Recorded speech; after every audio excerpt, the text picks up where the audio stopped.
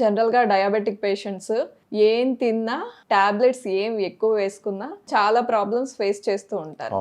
మరి ఇలాంటి వారు ఎలా కేర్ తీసుకోవాలి? మేడం, డయాబెటీస్ ఉన్న వాళ్ళకి మేజర్ ఇష్యూ ఏంటంటే శరీరంలో చక్కెర స్థాయిలు పెరుగుతాయి, అది ఖర్చు అవ్వదన్నమాట.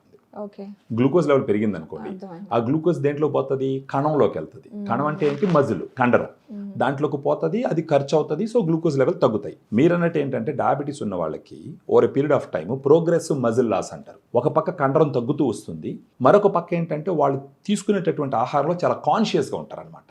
డయాబెటీస్ వచ్చిన వాళ్ళు ఫస్ట్ గుర్తుపెట్టుకోవాల్సిన విషయం ఏంటంటే మన శరీరంలో గ్లూకోజ్ ఎలా ఖర్చు అవ్వాలి. ఆ ఖర్చు అవ్వాలి అంటే ఫస్ట్ కండరం పెరగాలి. ఆ కండరం పెరగాలి అని అంటే అది డైట్తోనే ఫాలో అవుతుంది, పాసిబిలిటీ. ఆ ఇష్యూ వచ్చినప్పుడు, దీని గురించి ఆలోచించాల్సి వచ్చినప్పుడు ఉపయోగపడే ప్రోడక్ట్ ఏంటంటే డయాగ్రాండ్. ఓకే, ఈ డయాగ్రాండ్ అనేది డయాబెటిక్ న్యూట్రిషన్ పౌడర్. దీన్ని ఏమంటారంటే మెడికల్ న్యూట్రిషన్ థెరపీ అని అంటారు అనమాట. ఈ డయాగ్రాండ్లో 5 రకాల ప్రోటీన్ ఉంటుందండి. Whey protein, casein, soya, brown rice, green P. అంటే 5 రకాల ప్రోటీన్ ఎందుకు ఇవ్వడం జరిగిందంటే ఒక్కొక్క రకమైన ప్రోటీన్ నుంచి ఒక్కొక్క రకమైన అమైనో యాసిడ్ ప్రొఫైల్ ఉంటుంది. సో 5 రకాల ప్రోటీన్ నుంచి ఒక good amount of amino acid profile ఉంటుంది. ఆ good amount of amino acid profile వల్ల మజిల్ పెరుగుతుంది.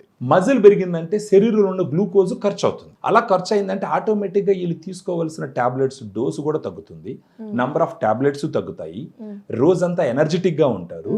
వాళ్ళ అదృష్టం బాగుండి డాక్టర్ చెప్పిన సలహాలు పాటించి డయాగ్రాండ్ లాంటి పౌడర్ తీసుకుంటూ పోతే వాళ్ళు నార్మల్ అయ్యే అవకాశాలు కూడా చాలా ఎక్కువ ఉంటాయి.